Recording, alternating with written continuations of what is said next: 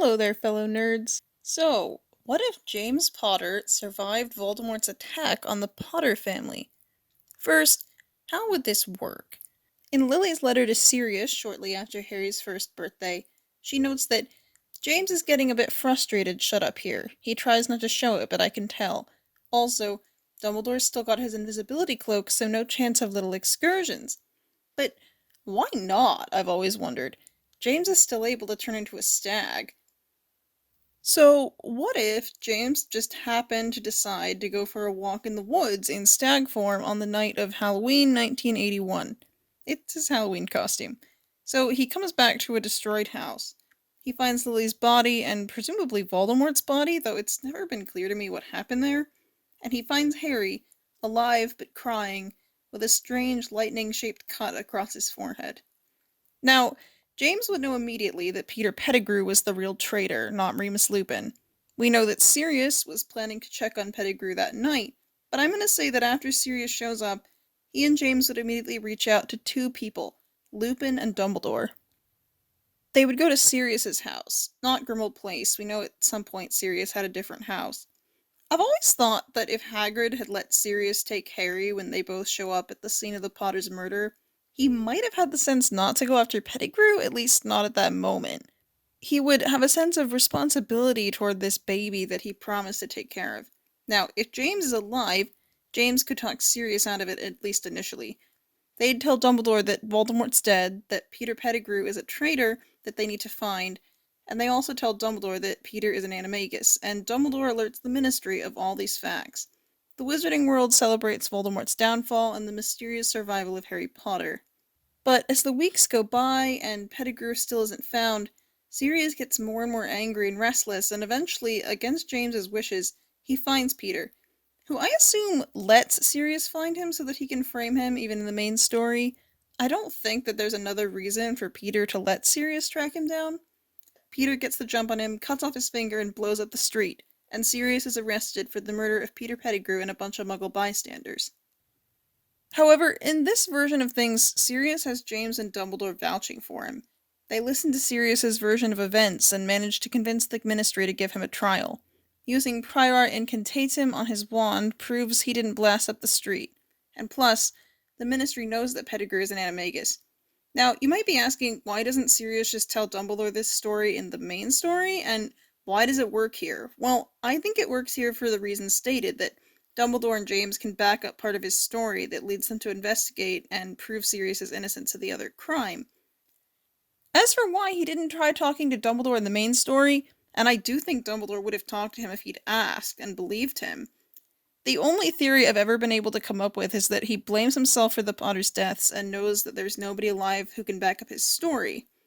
Well, nobody alive except Peter Pettigrew, and he's not exactly going to be cooperative. But anyway, when it comes to the memories, it's hard to say whether they'd hold up in court, even though it kind of feels like an invasion of privacy to me, because we actually know very little about the wizard justice system. Regardless, Sirius is freed fairly soon, but he's still marked by his time in Azkaban, and there's a lot of suspicion surrounding him, and he's a bit embittered by the experience, by how quickly so many people at the Ministry and even in the Order jumped to believe he was guilty, which helps him understand the position that Lupin is in. Because Sirius and James would have to apologize big time to Lupin and explain that in their process of elimination, at least this is my theory, and I'm planning to go into more detail about this in another video, they decided that he would have the most motivation to go to Voldemort's side because he is a werewolf, and Voldemort was promising to make things better for werewolves when he took over.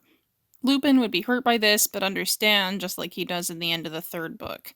Lupin is very self-hating in a lot of ways, so it unfortunately makes sense to him when other people underestimate him, which is unfortunate because Lupin is awesome, but that's not really the point here. They hold a funeral for Lily, and she's buried in the Godric's Hollow churchyard. Sirius and James are able to continue supporting Lupin, so Lupin doesn't get as sad and old and grey, and also he has friends as well as income, which is even more important in the grand scheme of things. Though it does take a while for the rift that formed between them while Sirius and James suspected him of being a spy to heal. The Ministry and the Order round up the Death Eaters they can, but many of them, such as the Malfoys, stay out of Azkaban. Pettigrew's gonna go find the Weasleys. You might ask why nobody paid a lot of attention when a rat showed up and the ministry is looking for one, but maybe Pettigrew waits a while.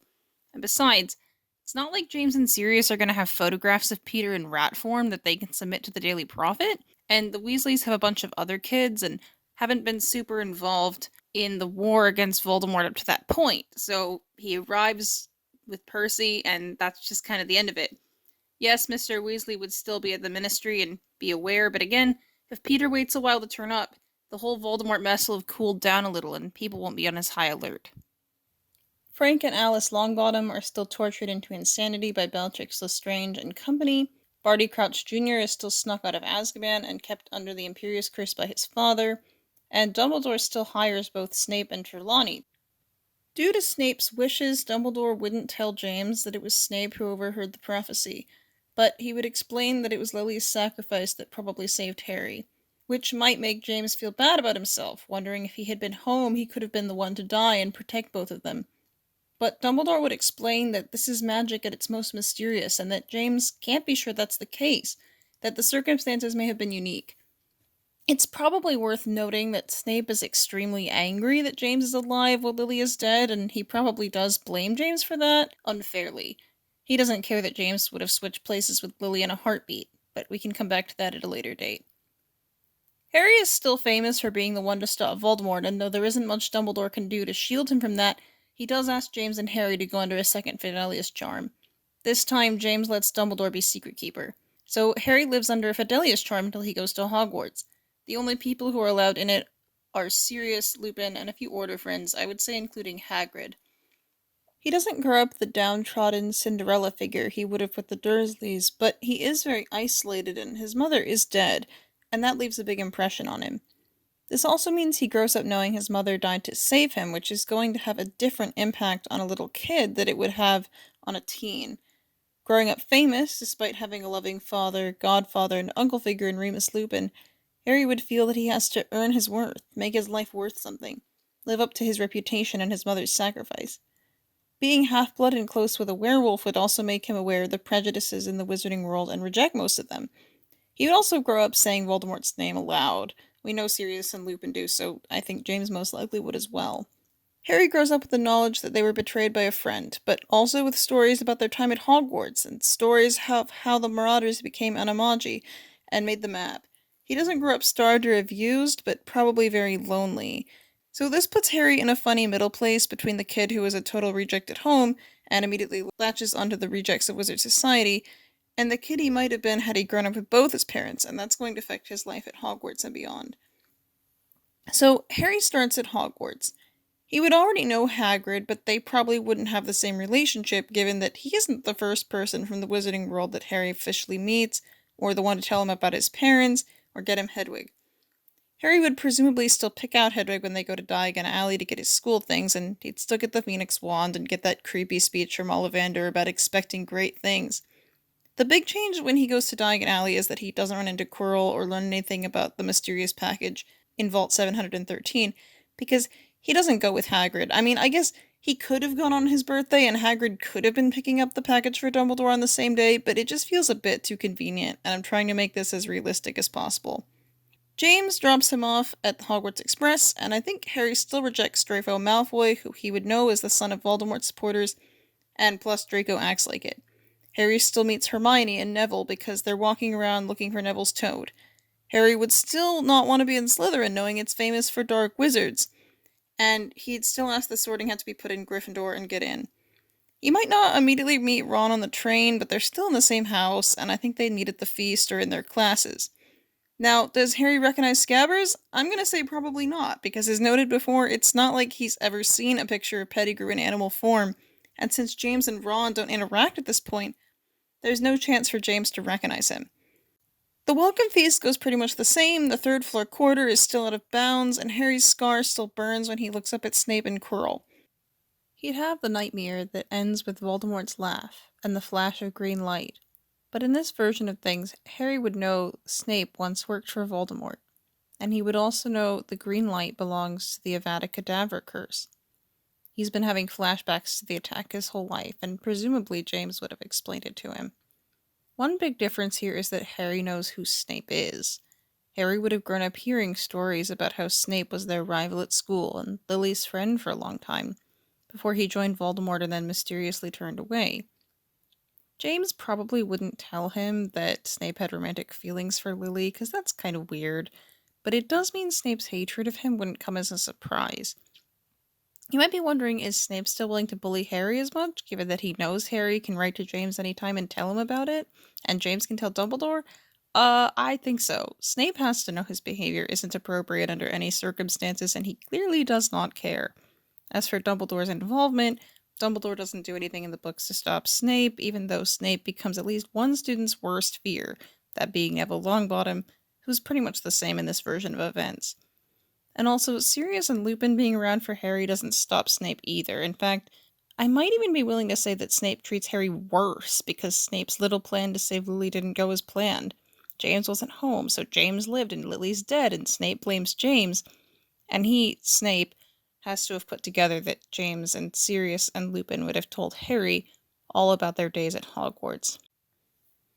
So, back to James for a moment. James wouldn't need a job, strictly speaking, given the family fortune. So, when Harry was young, he would have cared for Harry at home and helped Dumbledore with order things when he was needed. But after Harry goes to Hogwarts, I think he would want one, and I think he'd probably end up in the Auror office. If you fought in the Order, you probably get a very high recommendation from Dumbledore, and even though it's been years since he was in school, I think James would get in, which would put him in training, I believe, just a year ahead of Nymphadora Tonks, whom he would know because she's Sirius's cousin's daughter, one of the only family members Sirius has contact with. Back to Harry. Hagrid would still invite Harry and Ron to tea, because he does know Harry. But Snape's treatment of Harry isn't a mystery, so Harry probably just complains about it, and Hagrid doesn't have to get all mysterious. They see the newspaper article about the Gringotts break-in. Hagrid would tell Harry he was the one to pick it up on Dumbledore's orders and that it's safe. Flying lessons happen, and in this version of things, Harry already knows how to fly, and is presumably already quite good, which would make McGonagall even more happy to break a massive school rule to get him on the team. I think Harry is probably a little more of a show-off in this universe, so when he flies off after Malfoy, it's not just to get the Remembrall back. The whole Midnight Duel episode goes the same way. Malfoy challenges Harry, Harry and Ron accept, Malfoy tricks them, and discover Fluffy the same way, with Hermione and Neville, and figure out where the mysterious package is being hidden. Harry almost certainly already has a broom, but we're gonna say James would decide to send him an upgrade in the form of a Nimbus 2000 after he gets on the team. Harry already knows the rules of Quidditch, so Wood wouldn't have to explain it to him, but he'd probably still go down to the pitch with Wood, so Wood could see him fly before their first practice. Then comes Halloween. Troll episode just the same, Quirrell still lets it in, Harry and Ron heroically lock Hermione in the bathroom with it, then they realize their mistake and have to rescue her, she lies to get them out of trouble, and they end up friends. Snape confiscates a book from Harry. It might not be Quidditch Through the Ages, because it's quite possible he's already read it before coming to Hogwarts.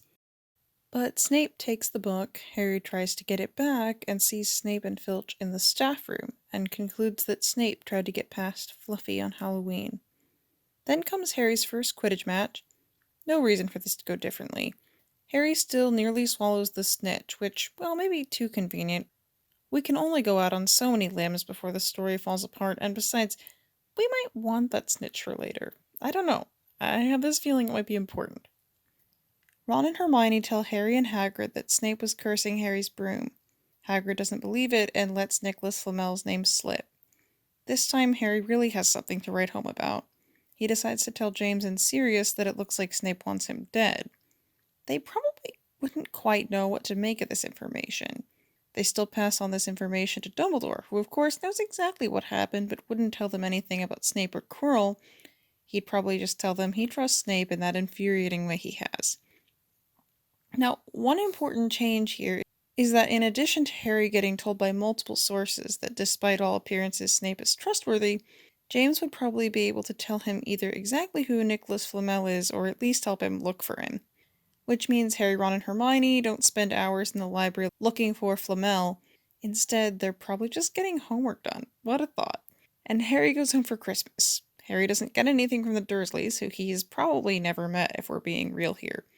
Nor does he get anything from Mrs. Weasley, but he does get chocolate frogs from Hermione. Dumbledore likely gave James the invisibility cloak back years ago, but James passes the cloak on to Harry this Christmas. He would use it in his Auror work, but there are also disillusionment charms and turning into a stag for that, and as Lupin tells Harry in the canon third book, James probably would be disappointed if Harry didn't sneak around and find any secret passages. Harry returns to Hogwarts with the invisibility cloak and rejoins Ron and Hermione. They know exactly who Flamel is, they are thoroughly confused about Snape, and they have no idea what the Mirror of Erised is or what it does. Nor are they aware that what Dumbledore wishes for most in the world is a pair of thick woolen socks. They're even more confused when they discover that Snape wants to referee a Quidditch match. Does he want to hurt Harry or protect him?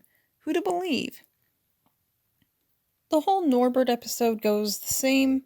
Harry, Hermione, Malfoy, and Neville end up in detention in the forest. Harry sees the mysterious figure drinking unicorn blood, is rescued by Firenze, and here's the Centaur's theory that the Wizarding World is between two wars. Mars is bright tonight. And Harry realizes it was Voldemort he saw drinking the blood, and Voldemort who is ultimately behind the plot to get the stone.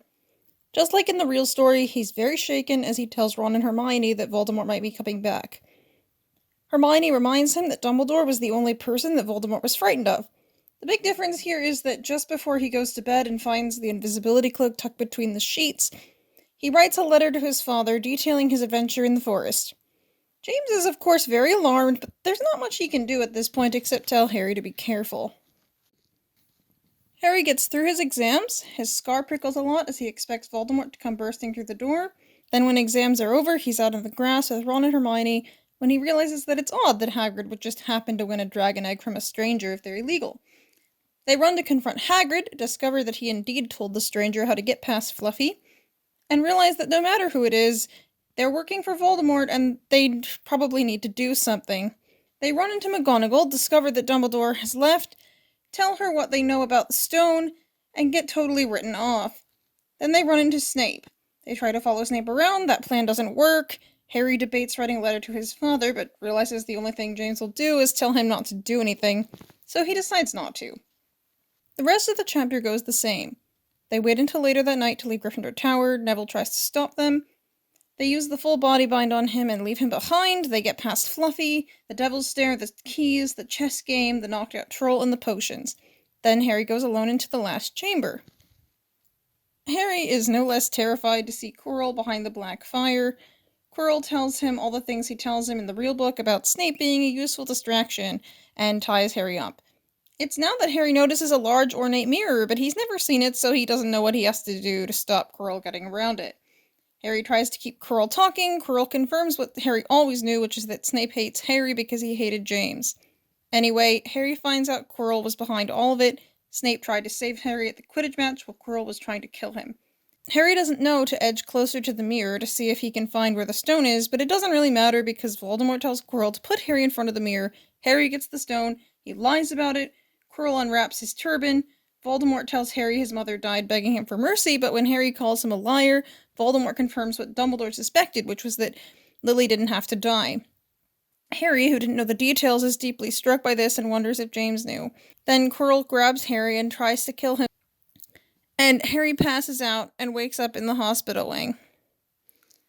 His conversation with Dumbledore doesn't really change. He learns about Flamel and Dumbledore's views on human nature and death, and his belief that Voldemort is still out there somewhere. Harry still asks why Voldemort tried to kill him as a baby, and Dumbledore doesn't tell him. Side note here, James would know about the prophecy, because that's how they knew Voldemort was after them in the first place, but I don't think he's told Harry, because there's already so much pressure on him. And also, Dumbledore, while not in control of James' parenting decisions, would probably encourage this path. In any case, Harry doesn't ask about Snape. He knows all about why Snape hates him and James. Dumbledore explains the mirror as well.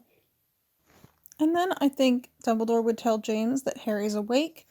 James would be at Hogwarts, but I doubt he would be sitting next to Harry 24/7 for 3 days. Maybe he was getting dinner or something while Harry and Dumbledore were talking. And I think Dumbledore would want to have one-on-one time to let Harry process before James gets involved, because James would probably be a lot more emotional and not necessarily give Harry the information that Dumbledore wants him to have. I don't exactly subscribe to the idea put forward by the channel's Super Carlin brothers that Dumbledore controlled Harry's whole life up to the end of Deathly Hallows, but he does have a plan in place, he says so, and he obviously engages in strategic withholding and granting of information throughout the series, and I don't think that would change much if James was alive, he would just have a little less control. James and Harry talk about Snape, and James has pretty mixed feelings about Harry going after Quirrell. On the one hand, it was very brave and all that, and he's proud of Harry for what he accomplished, but he's also terrified about what could have happened to Harry down there and asks that in future he can find his sneaking around to less dangerous adventures. And we know Harry will definitely listen to that. Then Harry talks it through with Ron and Hermione. James gives them some space, so he's not there to hear Ron and Harry theorizing about whether Dumbledore meant Harry to do it. Harry chooses not to pass this information on to James because he's glad he got the chance to face Voldemort and doesn't want James angry with Dumbledore. Hagrid visits too, though he won't bring Harry the photo album because Harry would already have photos at home, so maybe he brings Harry some raw cakes or something. James kind of wants to take Harry home right then, but he understands that Harry wants to go to the end of year feast and ride the Hogwarts Express home. Harry leaves the hospital wing, Gryffindor wins the House Cup thanks to Harry, Ron, Hermione, and Neville, they pass their exams, and Harry finally meets Ron's family when he gets off the train in London. Ginny still freaks out over meeting Harry Potter, though this time Mrs. Weasley says, "You must be Harry's family!" Not to Uncle Vernon, Aunt Petunia, and Dudley, but to James, Sirius, and Lupin. It's a rather nicer interaction, and Harry doesn't dread going home. But he's still learned a lot, and is looking forward to going back to Hogwarts next year almost as much as in the real books. So that's all for What If James Survived the Philosopher's Stone. Come back soon for What If James Survived the Chamber of Secrets. Bye!